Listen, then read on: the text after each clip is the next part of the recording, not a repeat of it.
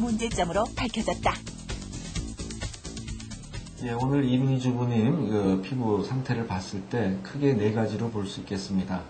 먼저 스트레스로 인해서 우리가 여드름이 조금 있는 걸 볼 수 있었는데, 특히 이쪽 턱 밑에 있는 것들은 본인이 자꾸 짜는 바람에 하나의 흉처럼 됐고, 그 다음에 기미는 진피성 기미입니다. 그래서 상당히 깊게 있기 때문에 상당히 꾸준한 치료를 해야 되겠고, 그리고 모공이 넓어진 거, 그리고 잡티, 이런 것들은 아마 평소 생활 습관이 좀 자외선 차단제나 이런 걸 잘 안 바르고 해서 이렇게 된 것 같습니다. 예, 우리 이민희 주부님 같은 경우 저희 병원에서 할 수 있는 거는 한도가 있습니다. 그래서 집에서 본인이 충분히 시간을 가지고 부지런하게 움직이셔야 되는데 생활 습관을 먼저 고치셔야 되겠습니다.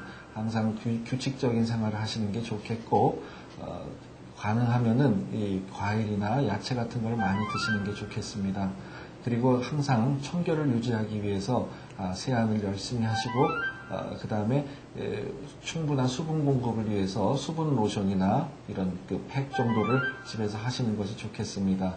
그리고 지금 피부가 어두운 관계로 다른 사람보다 더 자외선 차단제를 더 열심히 바르셔야 되는데 4시간 간격으로 꾸준히 발라주시면은 많은 도움이 되실 것 같습니다. 본격적인 기미와 여드름 치료에 앞서 피부를 깨끗하게 만들어주는 것은 필수사항. 모공 속에 쌓여있던 피지와 노화된 각질까지 딥클렌징으로 깨끗하게 제거해준다. 또한 미세한 전류를 이용해 피부 속 깊은 곳까지 비타민C를 전달해주는 비타민C 요법을 실시. 기미를 짙어지게 하는 멜라닌 색소의 생성을 억제하고 피부 탄력도 높여준다는데 여드름 흉터의 치료에도 효과적이다. 두 번째 치료법은 영하 13도씨의 기기를 이용한 냉동요법. 기미와 잡티의 원인이 되는 멜라닌 색소. 이를 효과적으로 제거해주는 약물을 피부에 바른 후 영하 13도씨 기기를 이용해 피부에 진피층까지 약물을 투입시켜준다. 기미와 잡티 제거는 물론 모공 축소에도 효과적이다.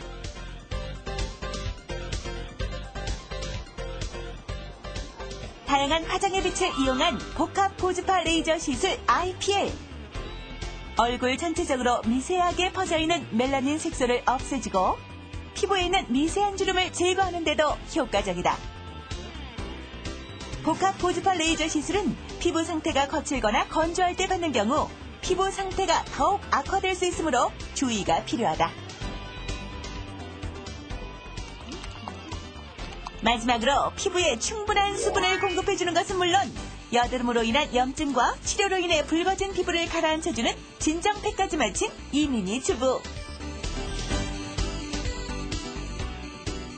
치료로 인해 얼굴 여기저기가 빨갛긴 하지만 피부가 한결 환해진 것 같은데 어떠세요?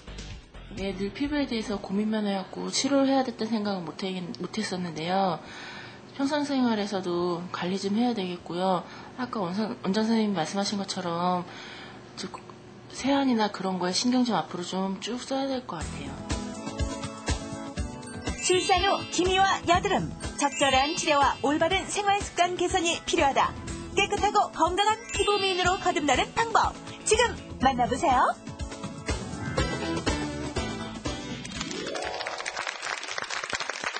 네, 성인 여성들이 가장 고민하는 난치성 피부 질환이 바로 기미라는 결과, 한 병원 조사 결과에서 나왔다고 하네요. 사실 기미하면은 없어지지 않는다고 하더라고요. 예. 그리고 또 앞선 의뢰자처럼 이 여드름 때문에 고생하시는 분들 제 주변에도 참 많이 있으십니다.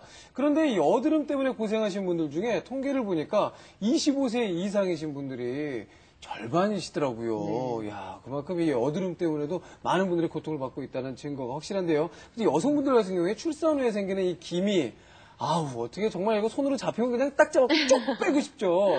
오늘 이런 여러분들의 마음을 잘 담아서 아주 소중한 정보 알려드리도록 하겠습니다. 네, 오늘 출산 후에 심해지는 기미와 여드름에 대해서 도움 말씀 주실 선생님 모셨습니다. 피부과 전문의신 조보연 원장님 함께하겠습니다. 안녕하세요. 안녕하세요. 반갑습니다. 네, 나와주셔서 고맙습니다.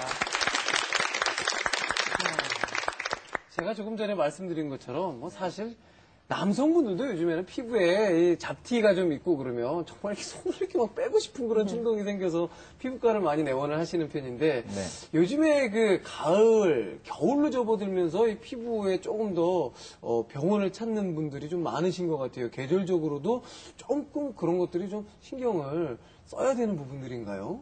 물론 그렇습니다. 여름 동안에 우리가 땀도 많이 나고 자외선도 굉장히 아주 강하기 때문에 그때는 어떤 이런 기미나 주근깨 같은 이런 색소성 질환은 우리가 피하는 경우가 많죠.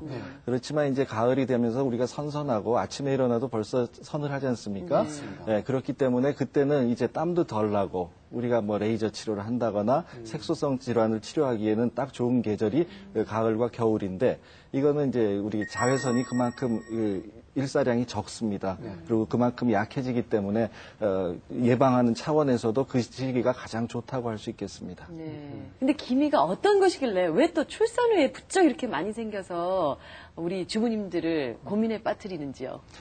예, 기미라는 게 참 이게 진짜 아까 처음에 말씀하신 것처럼 난치성 질환인데 이게 출산했다고 사실은 기미가 더 심해지거나 하는 건 사실은 없습니다. 하지만 임신 중에 생긴 기미들 이런 것들이 이제 출산을 하고 나서 많이들 좋아지는 경우도 있지만 계속해서 남아있는 경우가 많습니다. 특히 눈 밑에서 눈꼬리 위로 올라가는 그런 기미들 그런 것들이 아주 그 치료가 안 되는 난치성 질환인데 이건 주로 20대에서 50대에 있는 그 여성 호르몬의 그 분비가 굉장히 활발할 때 그때 이 멜라닌 색소들을 그 자꾸 형성하는 그런 때가 됩니다. 그래서 그때 많이 생기는데 주로 기미라는 게 우리 광대뼈 부분에 생기는 갈색 반점을 통칭해서 우리가 기미라고 말을 하는데 그게 이제 표피형이 있고 진피형이 있습니다. 여러 가지가 있을 수 있는데 그 중에서 진피형이 아주 치료가 난해하죠.